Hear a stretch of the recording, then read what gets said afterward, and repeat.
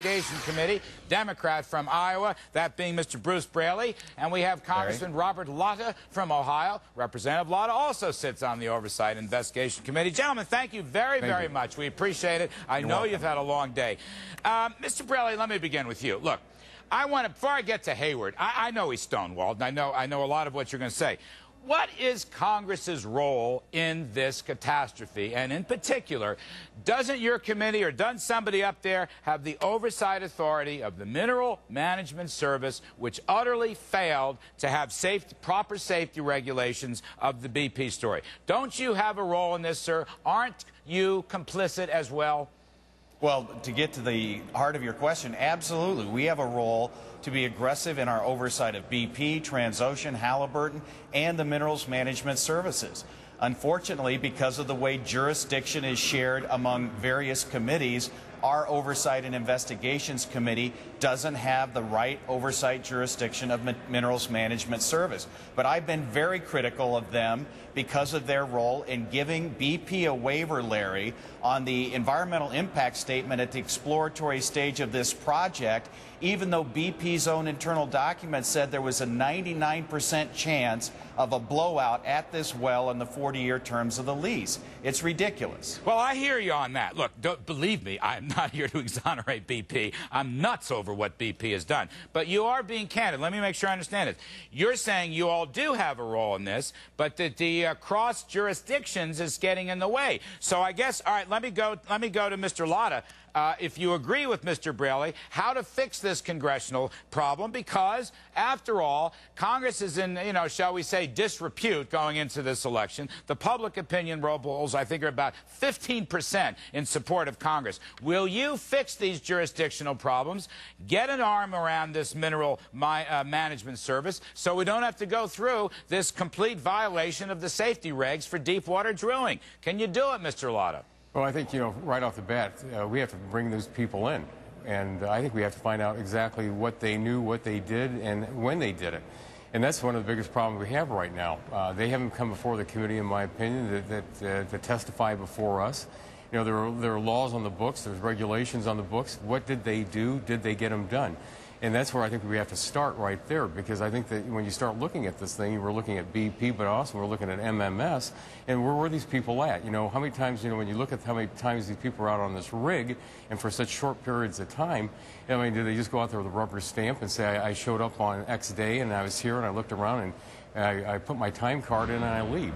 I mean, I'm not here. All right, I appreciate what I'm not here to divert from the BP catastrophe. Right. I'm just saying that I think, in fairness, the Congress is complicit in this catastrophe, and you're both agreeing with me, and I love the candor. I think it's great. Now, Mr. Braley, let me go to you. Bruce, what about this Jones Act? Couldn't Congress suspend or put a waiver on the Jones Act? I've been reading some stuff today. 15 foreign countries offered tanker ships and other kinds of equipment that could have helped us speed up or shrink the spill rate and speed up the cleanup. Why didn't you all deal with the Jones Act? The White House, I don't know, maybe the unions have them all tied up in knots and they won't have the courage to do it. But, Bruce, why didn't you all do it?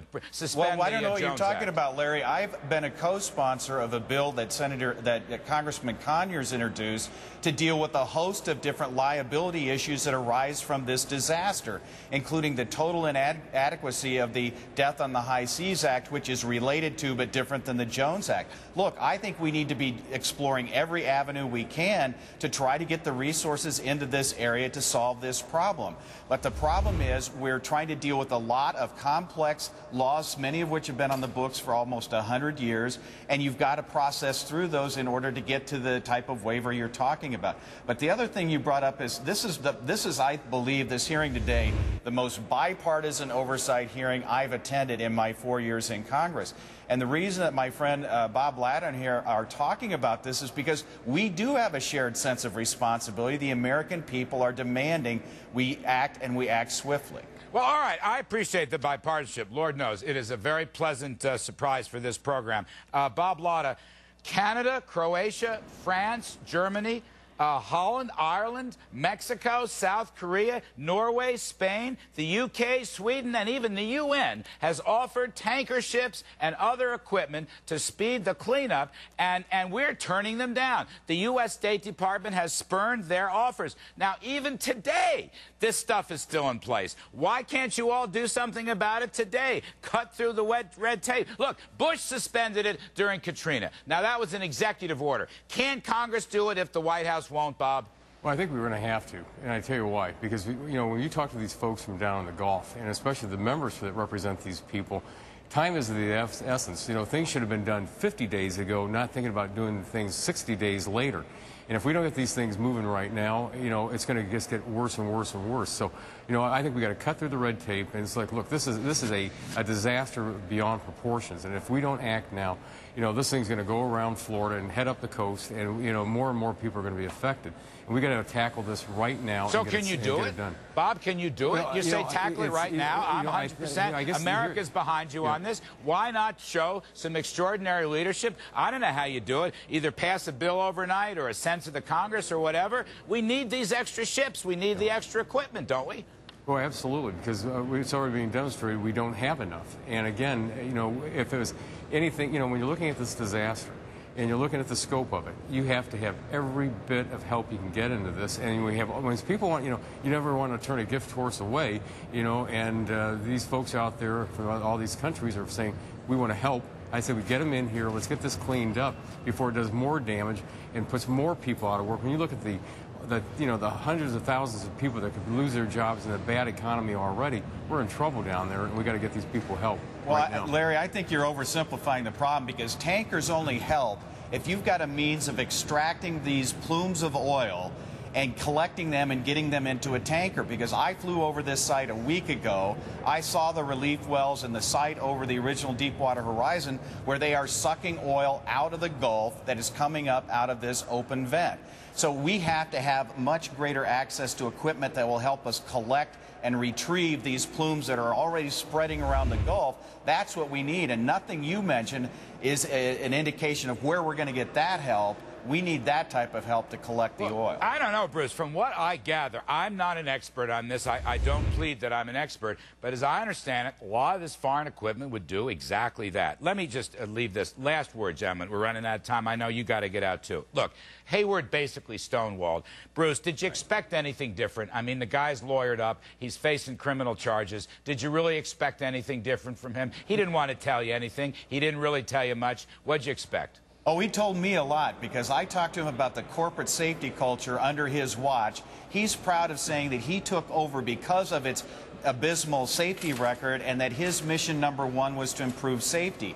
And yet, during the 3 years he's been CEO of BP, Larry, the OSHA has found that they represent 97% of the serious, egregious safety violations of all U.S. refineries.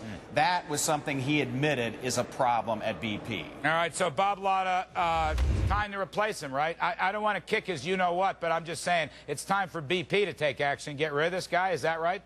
Well, it's the shareholders, and that's their responsibility. They're going to have to look at what they're going to do over there. But, again, he came in here, he, as you say, he was very well lawyered up, and he pretty much didn't answer the questions. But, at some point in time, they're going to have to answer these questions. And, I mean, they're going to have to answer them, because not only does Congress want, but the American people want to know what exactly happened, when and where, and who knew when and what, at what time.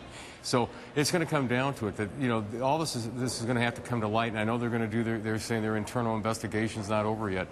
But it's going to have to get done. I agree. But they're going to be back here. I totally agree. American people must get the facts, and for the future of drilling, for heaven's sakes. Anyway, right, thank you, gentlemen. Thank You're you both very much, terrific. Larry. I appreciate it, Mr. Braley Thank you. and Mr. Latta. Coming up, Tony Hayward. Yeah, he's still standing after today's congressional show trial. Can he be saved?